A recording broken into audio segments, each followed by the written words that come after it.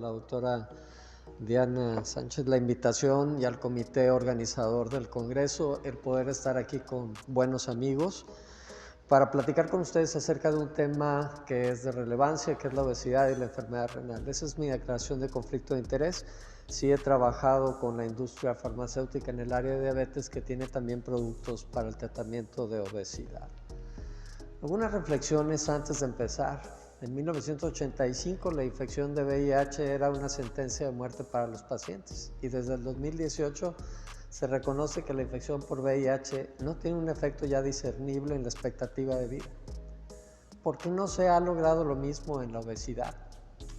En los pasados 40 años, ni un solo país en el mundo ha experimentado una reducción en la prevalencia de la obesidad. Esa es la realidad. Y si uno piensa en el modelo conceptual de la regulación del balance energético como el problema de la obesidad, la mayor parte de la gente piensa que el comportamiento intencional impulsa la fisiología en la regulación del balance energético. Eso implica que entonces que el individuo por comer desarrolla obesidad. Y a final de cuentas el aumento de la ingesta calórica impulsa el aumento de peso en estos pacientes y que todos los tipos de calorías entonces se comportan de manera igual. Pero hay que reflexionar algunas cosas. La obesidad puede ser causada por una lesión cerebral. Conocemos los datos de los traumatismos craneoencefálicos que dejan hiperfagia y las cirugías por tumores que dejan hiperfagia. Las mutaciones genéticas raras con las obesidades monogénicas como los síndromes de Moon-Biddle, las mutaciones en el receptor de melanocortina, variantes genéticas comunes. Se han identificado cerca de 700 asociaciones con el desarrollo de obesidad y múltiples medicamentos que todos utilizamos en los pacientes prácticamente todos los días pueden conducir a que un individuo desarrolle obesidad. Entonces, las implicaciones para la regulación de la grasa corporal y la patogénesis de la obesidad debe ser diferente a este modelo tradicional en el que se piensa que el comportamiento del incremento del consumo de los alimentos es lo que deriva la obesidad, y uno puede irse a un modelo conceptual diferente, donde la regulación fisiológica del balance energético es el que impulsa el comportamiento. Esto implica que los cambios en la dieta moderna alteran el balance energético y pueden conducir al comportamiento que perpetúa la obesidad. La naturaleza química de las calorías entonces es crítica, porque esto va a influir en el comportamiento y entonces nos lleva a una fisiología desde el punto de vista diferente. Un individuo adulto consume más o menos entre 2.000 y 2.500 kilocalorías, es lo que debemos de consumir los adultos. Por lo tanto, consumimos prácticamente 2 veces más comida de la necesaria para mantenernos en la homeostasis. El exceso de consumo está disponible para emergencias fisiológicas, las cuales son ya muy raras en la actualidad. El mantenimiento de las reservas grasas normales entonces requiere que nosotros eliminemos cerca del 40% de las calorías que ingerimos en el día. Mantener el peso a lo largo de la vida en 10 kilogramos hacia arriba o hacia abajo, entonces implica que debemos de tener una regulación súper estricta sobre el consumo calórico y el gasto de energía, y que eso es lo que equivale a comerse una papita frita, lo que hay de variabilidad. Por lo tanto, el balance energético diario es un rasgo fisiológico estrechamente regulado. ¿Por qué es tan frecuente la recuperación del peso? Sabemos que el tratamiento de la obesidad es frustrante porque el 95% de los pacientes van a tener una reganancia de peso. Y ustedes están viendo ahí la intervención a 10 semanas que los hace perder kilos, que prácticamente los baja 10 kilos de peso, pero donde uno entra en una meseta, luego va a haber una reganancia de ese peso. Y el problema es que la reganancia pudiera ser todavía a llevarlos a un peso mayor al inicial en la reducción. Normalmente entonces podemos entender que el cuerpo busca y defiende una masa grasa saludable, así como tenemos una masa hepática saludable que se mantiene y hay una capacidad autorregenerativa, o la masa de células rojas.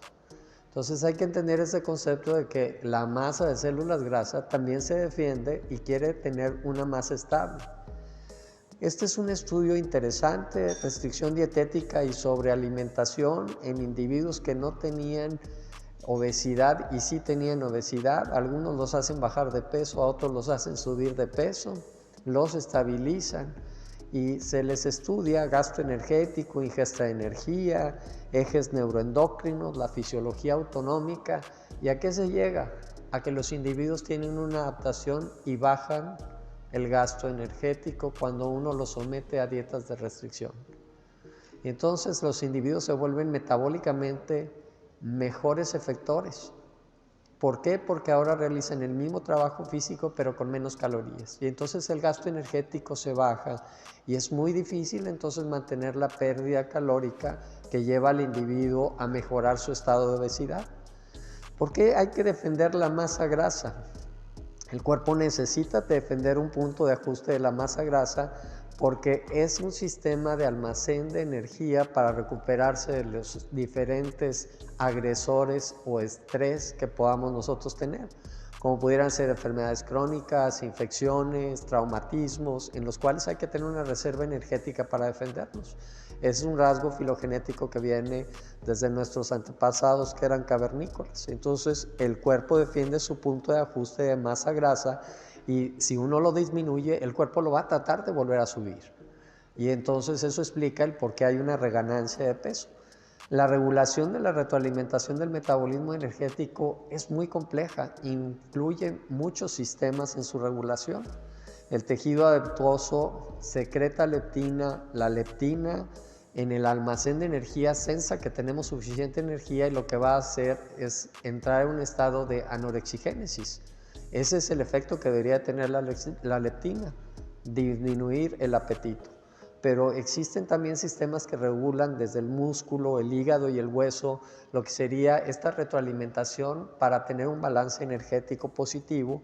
Y tenemos primordialmente en el tracto gastrointestinal órganos sensoriales que a través de las incretinas y de otras hormonas intestinales van a tratar de regular el concepto de saciedad y el concepto de hambre. Y entonces es un sistema complejo en el cual hay múltiples reguladores al mismo tiempo que pueden condicionar la ingesta o la no ingesta de alimentos. La defensa del almacenamiento de grasa corporal tiene un punto de ajuste y ustedes pueden ver que cuando un individuo lo bajamos de peso, metabólicamente lo que va a hacer es compensar y hacer todo el trabajo pero con menos calorías. Esa es la adaptación metabólica que surte efecto. Hay un estudio muy interesante con el programa, aquel que salía en Estados Unidos, que ponían a gente con obesidad a bajar de peso. Se estudiaron en la Universidad de San Luis y estos individuos lo que hicieron fue adaptar su tasa metabólica y bajarla. Cada vez que bajaban de peso, bajaban el gasto energético, pero podían seguir haciendo la misma cantidad de ejercicio. Entonces eso hace muy difícil que estos individuos pierdan peso. La relación entre la masa grasa actual y el punto de ajuste va a derivar en algunas situaciones. Si nosotros disminuimos el apetito, incrementamos la termogénesis, vamos a tener un estado en el que podemos perder peso. Pero el incremento de apetito también puede condicionar a una disminución en la termogénesis y entonces vamos a gastar menos energía. El punto de ajuste entre los individuos que mantienen una masa grasa normal y la obesidad, entonces es el mismo, pero lo que vamos a tener es un resultado distinto. Entonces la obesidad resulta de una falla del peso normal y los mecanismos reguladores de energía para mantener esa homeostasis, llevando a una defensa de la elevación de la masa corporal. Así entonces, comer en exceso no causa obesidad. La mayor parte de la gente traslada la culpa y es uno de los problemas de estigmatización de las personas con obesidad, porque le dicen, es falta de voluntad, estás comiendo de más, no haces ejercicio y lo ponen desde un punto de vista muy simplista y eso estigmatiza a los pacientes. La obesidad sí causa comer en exceso, esa es la diferencia. ¿Verdad? Es un concepto en el que uno tiene que entender que comer menos no va a solucionar la obesidad, pero corregir la obesidad sí va a llevar a que los individuos puedan comer menos cuando uno disminuya esa reserva de grasa que tenemos. Hay muchos derivadores ambientales de la obesidad, el suministro de alimentos alterados. Muchos pacientes se quejan, en mi familia no había diabetes y no había obesidad. Pues sí, tus abuelitos no la tenían porque no se subían al carro, porque no usaban un carrito para comprar los alimentos y porque solo compraban los alimentos que podían cargar en la mano. Y eran alimentos que no tenían aditivos para que ahora duren 3 meses en el anaquel. Y entonces en el refrigerador las salsas duraban 3 días. Ahorita en un refrigerador las salsas pueden durar 2 semanas porque tienen aditivos. Y esos aditivos pueden ser derivadores de obesidad. Dispositivos que ahorran la mano de obra. Ahora ni queremos ir a la biblioteca, todo el mundo en el celular trae todos los archivos y trae todos los PDFs y ya ni siquiera se para uno a buscar una referencia. Todas estas cosas nos llevan a tener un ciclo circadiano distinto y ustedes no me dejarán mentir cómo ha cambiado los patrones por la luz que desprenden todos los dispositivos y que una queja muy frecuente es que los individuos no alcanzan a tener un patrón de sueño reparador. Medicamentos y toxinas ambientales están bien reconocidos, sobre todo los neurolépticos tienen mucho que ver con el incremento del peso. Pero no es eso, la obesidad inicia desde el microambiente materno-fetal. La exposición a una gran cantidad de nutrientes en aquella mujer gestante que aumenta de peso inmoderadamente durante el embarazo conlleva un proceso epigenético que puede tener modificaciones en el número de células grasa derivadas de las células madre mesenquimales que llevan a este individuo a tener una susceptibilidad a tener un gran almacén de energía porque tiene una hiperplasia de esa masa de adipocitos y de preadipocitos. Algunos datos de obesidad nuevos son de la encuesta nacional 2022 en forma continua en Sanud. Obesidad abdominal la tienen 8 de cada 10 mexicanos arriba de los 20 años y sobrepeso y obesidad 75% de la población. Entonces, si nosotros vemos las características, las mujeres tienen más obesidad que sobrepeso, 41% de prevalencia de obesidad. Y si nos vamos a obesidad abdominal, es casi el 90%. 9 de cada 10 mujeres tienen una cintura metabólicamente anormal. Si vemos los datos para hombres, obesidad es el 33%. Aquí prácticamente se inverte la proporción que hay en las mujeres y los hombres tenemos más sobrepeso. Pero vean que la obesidad abdominal, a pesar de que hay más sobrepeso, que los individuos también tenemos una cintura anormal que nos predispone a las enfermedades metabólicas. Los adultos con obesidad en México tienen un riesgo incrementado de 1.7 veces para el desarrollo de diabetes, más hipertensión y si ven dislipidemia se va por arriba de 2 veces. Esto es a lo que conduce la alimentación y el complejo manejo de los derivadores que hacen que un individuo vaya a desarrollar obesidad. Como ustedes ven aquí del 2006 al 2022, la obesidad de tipo abdominal por la medida de la cintura ha aumentado del 76 a 81%. O sea, esto es algo que no vamos a detener a menos de que se haga una intervención muy temprana. Vean aquí cómo se relaciona el tener obesidad a un incremento en diabetes, hipertensión, dislipidemia, enfermedad cardiovascular y depresión.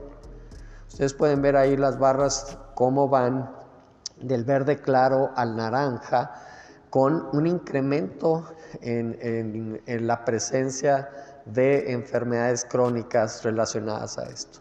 Pero el tema es hablar también en relación a enfermedad renal. Ustedes vean las tendencias de obesidad clase 1, 2 y 3 a lo largo del tiempo en población con enfermedad renal. Son datos de Estados Unidos de 1999 al 2014 y verán cómo para los pacientes en el 2011 al 2014 hay un 11% de pacientes que tienen enfermedad renal con obesidad mórbida, con un índice de masa corporal mayor a 40. Esos individuos requieren un tratamiento distinto y lo comentaba con Luis ahorita en la mañana antes de entrar a la plática, cómo ahora podría existir también la alternativa de la cirugía bariátrica para aquellos individuos que tienen enfermedad renal crónica y hay buenos resultados en ese sentido. Vean el riesgo relativo ajustado de enfermedad renal terminal por índice de masa corporal. Esto es al revés. Individuos que tienen obesidad, ¿cuál es la posibilidad de que desarrollen enfermedad renal? Y se incrementa con el desarrollo de obesidad, sobre todo obesidad masiva. Y si vemos aquí en esta gráfica, en individuos que tienen obesidad, que no tienen diabetes, que no tienen hipertensión y que no tienen diabetes o hipertensión, nada más tienen obesidad, vean cómo tener índice de masa corporal por arriba de 25 a los 20 años de edad les da un incremento en el riesgo de desarrollar enfermedad renal prácticamente de 3.0, con un intervalo de confianza de 1.4 a 6.4. O sea, el peso a los 20 años puede ser predictor del desarrollo de enfermedad renal.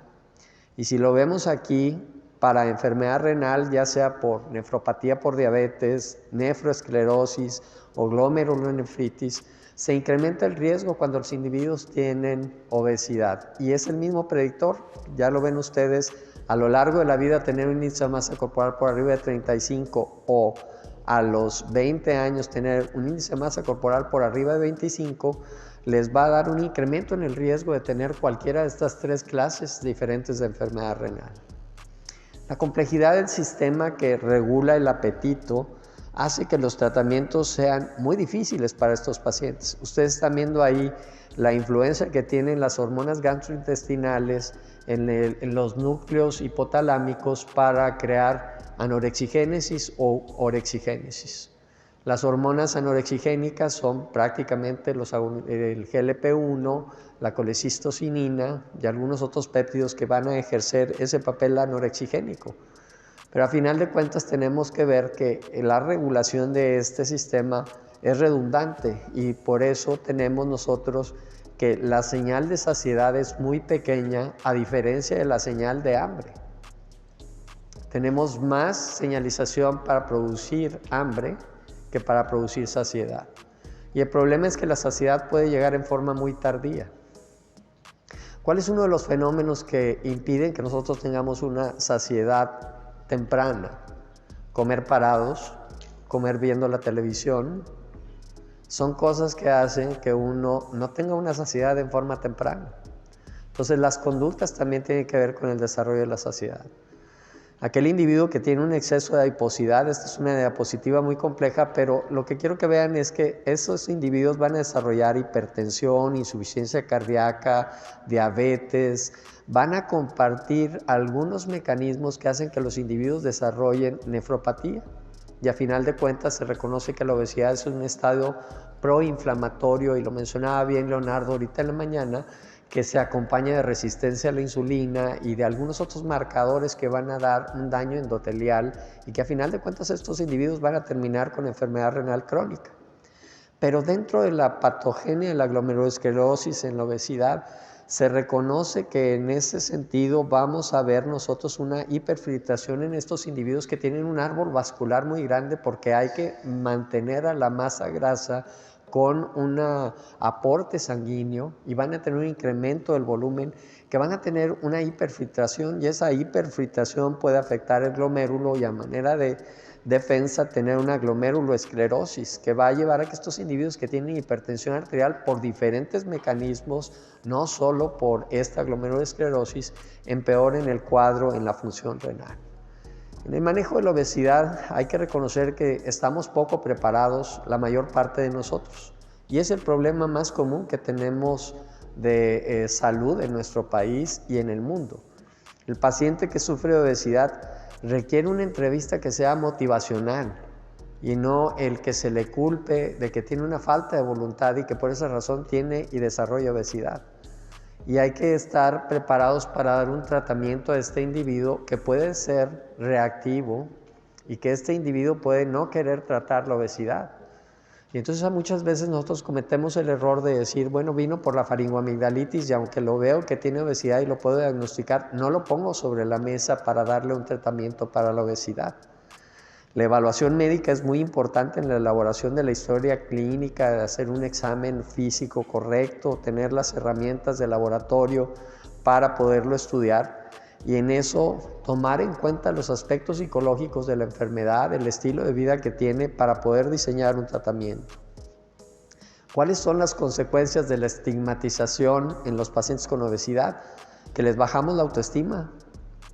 Todo el mundo dice, ay, es el gordito feliz. Y yo no debería utilizar la palabra gordito feliz porque es una palabra que estigmatiza.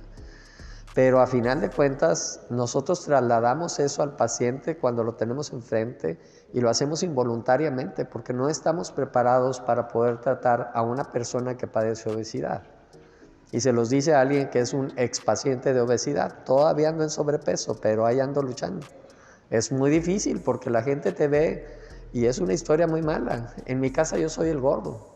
Mis hermanos son extraordinariamente delgados. No compartimos los mismos genes. A mí me tocaron todos los genes de la desgracia.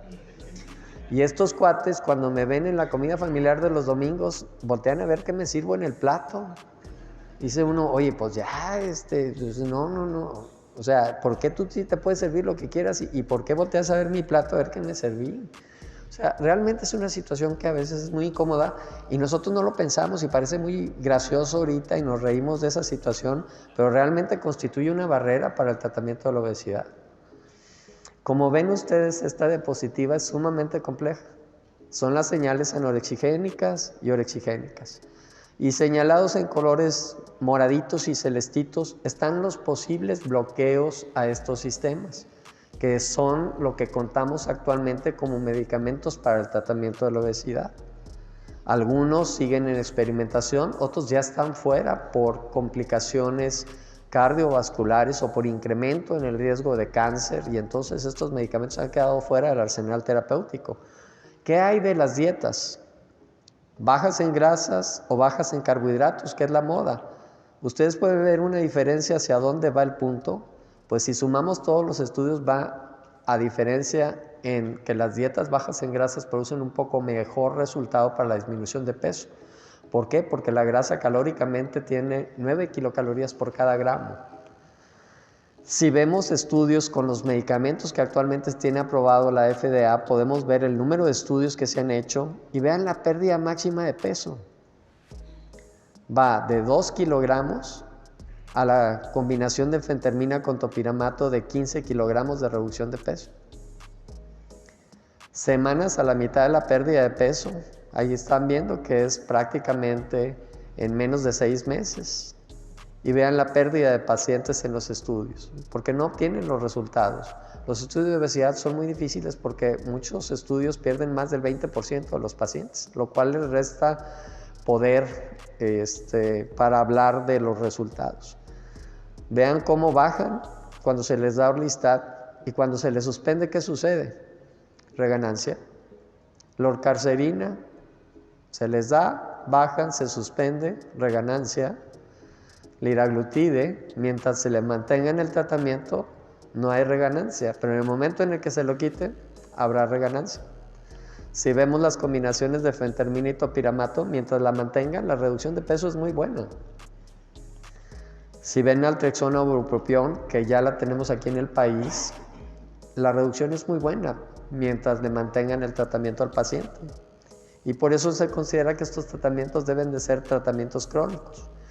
Beneficios de los agonistas del receptor de GLP-1 son importantes. Se diseñaron para el tratamiento de la diabetes y por serendipia se vio que la mayor parte de los pacientes que utilizaban un tratamiento de este tipo mejoraban su peso.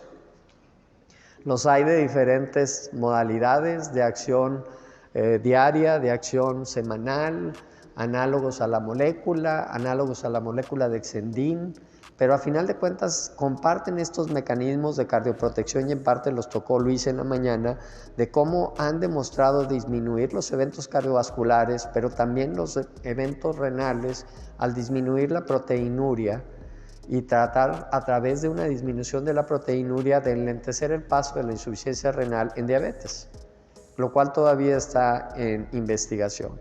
Esos son los efectos que tienen y a partir de esos efectos uno puede ver que en los estudios de diabetes con las diferentes moléculas, ya sean derivadas de Exendin como exenatida o lixisenatida, o los que son homólogos a la molécula nativa de nosotros, que serían liraglutide, dulaglutide, albiglutide y semaglutide, tienen una buena reducción de peso. Y si ven en el extremo con la barra de azul oscuro y las barras de color naranja, dulaglutide y semaglutide tienen una buena reducción de peso y son de una inyección semanal, lo cual facilita el apego al tratamiento en estos pacientes. No vamos a discutir los efectos que tienen en diabetes y en seguridad cardiovascular porque no es el objetivo de la plática, pero sí que vean que de dónde nace la investigación para que estos productos fueran aprobados para su uso en obesidad de los resultados en diabetes. Porque al final de cuentas se documenta que hay una pérdida significativa de peso. Esta es la administración semanal de semaglutide en los programas para obesidad, es el STEP 1. Pueden ver ustedes cómo hay una disminución del 12% en el peso corporal cuando se les administra a estos individuos y vean ustedes mantenido a 60 semanas. ¿Okay? Si vemos nosotros en los mismos estudios STEP con 1,210 adultos, los resultados es una buena disminución en el peso y vean que el 70% de los pacientes cuando menos alcanza una pérdida del 5% del peso corporal que disminuye algunos indicadores de salud como sería la hipertensión arterial, la disglucemia en estos individuos.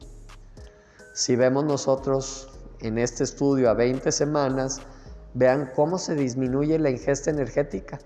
Comparado contra placebo, hay una disminución prácticamente de 1,000 kilocalorías, lo que se traduce en una disminución de lo que sería la ingesta calórica, que se traduce en una reducción del peso.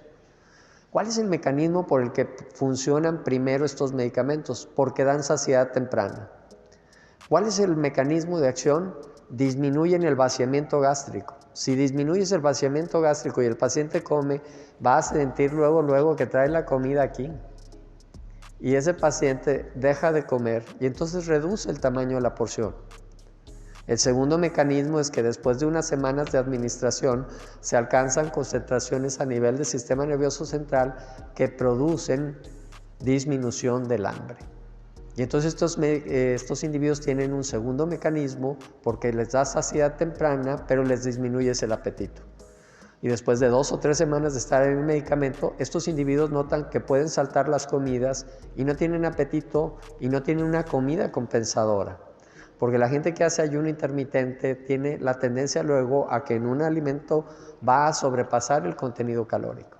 Entonces vemos cómo los productos que tienen una indicación de una vez a la semana disminuyen el hambre y aumentan la saciedad. Lo pueden ver aquí en los cuestionarios que se les ponen a los pacientes en los estudios, cómo se disminuye el hambre y cómo se incrementa la saciedad en esos pacientes. ¿Qué hay de los agonistas duales que tienen GIP y GLP-1? Esa es la molécula de tirzepatide.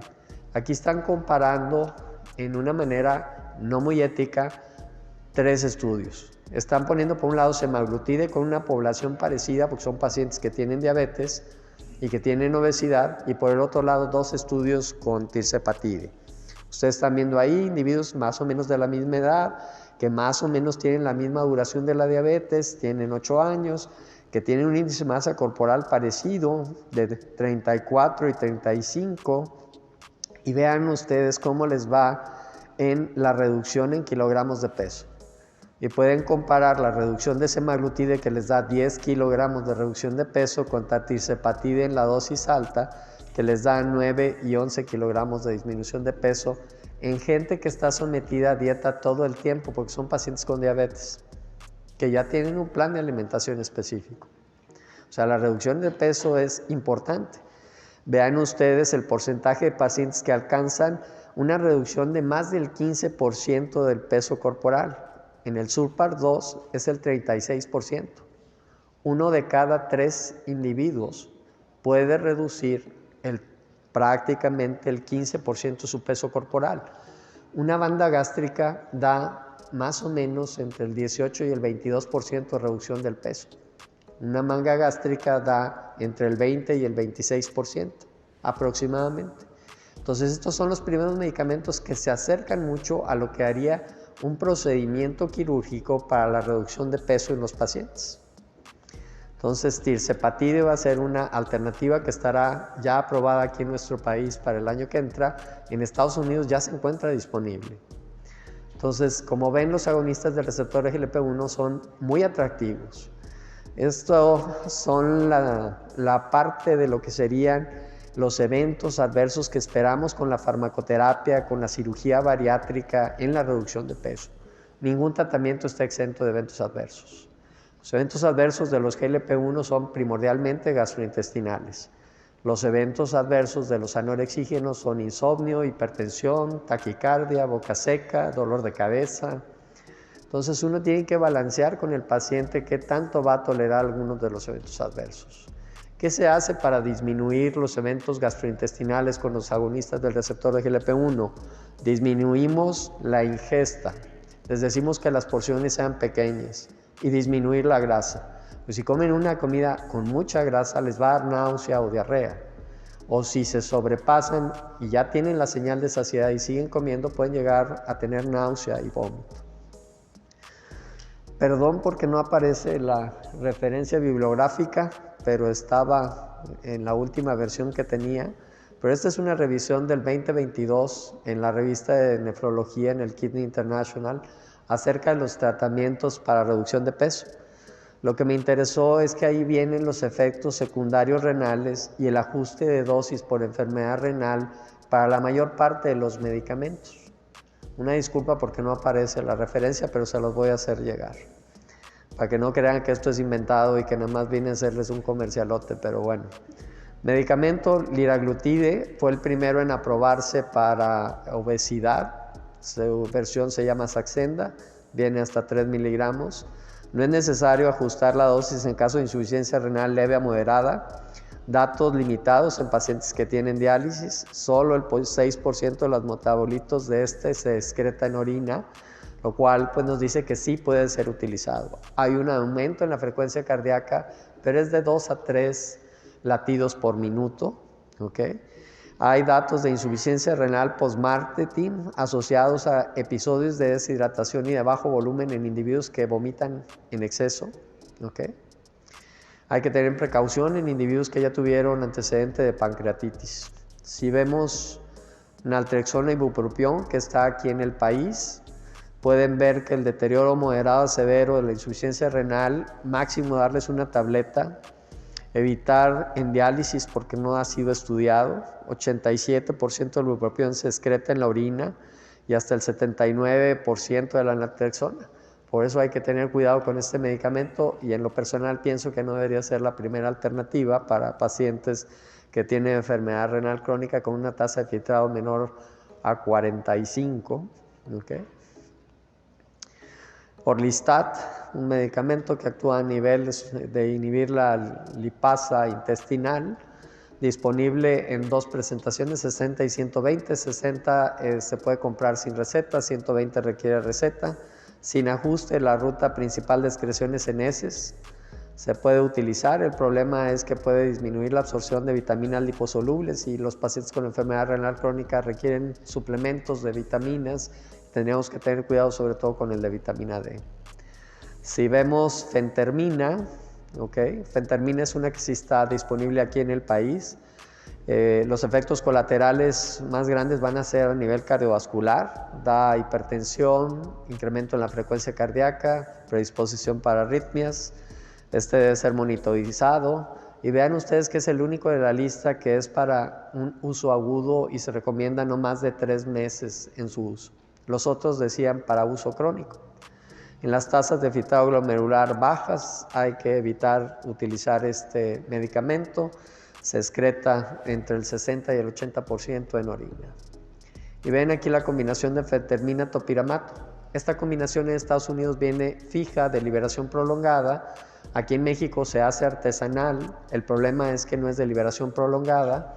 Y en ese sentido, por lo general aquí se utilizan dosis mucho mayores de lo que sería de fentermina. Lo usual es utilizar 15 miligramos de fentermina en esta combinación. Y pues entonces tienen las mismas recomendaciones que tendría la fentermina, ¿no? Entonces, en el desarrollo farmacológico de estudios clínicos en obesidad, de lo único que no les presenté evidencia fue de Wegovy al final, que ya está aprobado para su uso de semaglutide, en su uso para obesidad.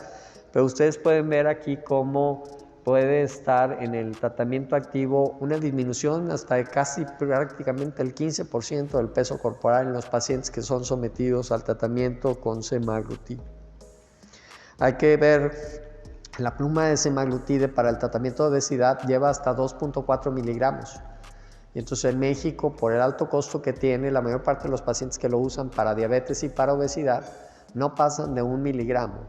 Y pues se ha demostrado que esas dosis para quien solo tiene obesidad y no tiene diabetes no son las más efectivas para la reducción de peso, para lograr esta reducción de prácticamente el 15% del peso corporal.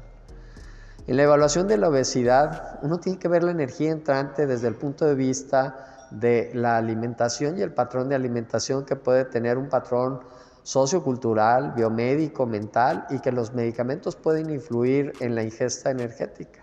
En la energía saliente uno tiene que ver que el metabolismo no es lo mismo los 20 que los 30, que los 40 y los 50, y que tener la mujer antes de la menopausia y después de la menopausia para el incremento de peso es un boleto totalmente distinto. Y si la menopausia es con histerectomía o sin histerectomía, porque con histerectomía van a tener todavía una ganancia de 4 kilos más.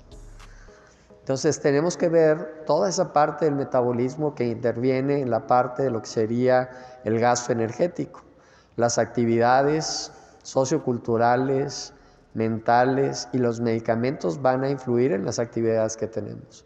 Hemos cambiado la vida enormemente a raíz de la pandemia con un sedentarismo muy importante y la gente se acostumbró a hacer las compras por teléfono y por internet y ya ni siquiera quieren ir a gastar energía en mover el carrito en el súper.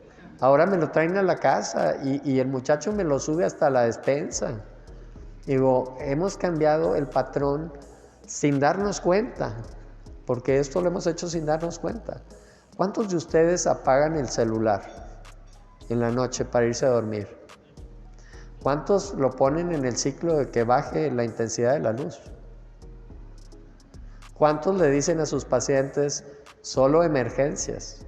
¿Y cuántos le dicen a los vecinos y a los amigos de noche no me llames? ¿Okay? O sea, la interrupción en el patrón normal que tenemos de sueño y vigilia también ha causado muchos disturbios. La exposición directa a la luz que dan los celulares es tremenda porque nunca apagamos el cerebro y lo mantenemos como si estuviéramos en un ritmo en el que necesitamos tener gasto energético, pero estamos apoltronados viendo la tele y las series y jugando con el aparatito. Digo, el teléfono, ¿verdad? No vayan a pensar mal, que luego van a decir que aquí viene uno a hacerles una mala acepción, ¿no? Comprender entonces la complejidad de la obesidad lleva a una relación más empática con el paciente que padece de obesidad. Debemos de cambiar nuestro abordaje para los pacientes. Y de hecho estas últimas 2 diapositivas son para ver cómo debemos de centrarnos en el manejo del peso y no en el manejo de las complicaciones. Y lo vemos en el caso de diabetes. La adiposopatía nos lleva a tener múltiples complicaciones, entre ellas la hiperglucemia, que nos va a llevar al desenlace de complicaciones micro y macrovasculares, y que en lugar de irnos a tratar la parte final de bajarles la glucosa y controlarlos muy bien, hay que empezar por la parte inicial y hay que irnos al abordaje temprano del individuo que está incrementando su masa corporal. Y entonces en esa parte de la génesis de la adiposopatía debemos de hacer una prevención temprana que nos llevará entonces a prevenir todas las complicaciones del sobrepeso y la obesidad y no tratar al final de cuentas estas enfermedades. Como reflexiones finales quisiera compartir con ustedes que la obesidad es una enfermedad crónica de difícil control por los mecanismos adaptativos que les describí en esta charla, que tienden a recuperar la masa grasa, ¿verdad? La obesidad no es un estado de gracia, es una enfermedad verdaderamente, y es la peor enfermedad que tenemos porque tenemos tratamientos poco efectivos, aunque hemos mejorado con los agonistas del receptor de GLP-1. Los nuevos medicamentos, ya sean monos, duales o triples, van a dar todavía un mejor resultado. Leonardo estuvo en la ADA, que acaba de terminar en este fin de semana, y presentaron un agonista triple que hace que más del 30% de los pacientes puedan bajar entre 25 y 30% de su peso corporal. Es decir, equivalente a una cirugía metabólica. Ya tenemos en el arsenal terapéutico ahora combinaciones que van a ser 3 tipos diferentes de hormonas puestas en una sola molécula que van a lograr esa reducción de peso. Hay algunos hechos con respecto a la seguridad de los anorexígenos en el caso de la enfermedad renal con obesidad, y ahí es donde debemos de tener cuidado con nuestros pacientes, porque la mayor parte de la oferta que tenemos en un país que tiene pocos recursos económicos para pagar estas nuevas moléculas que son de muy alto costo, pues es seguir utilizando anorexígenos en los pacientes.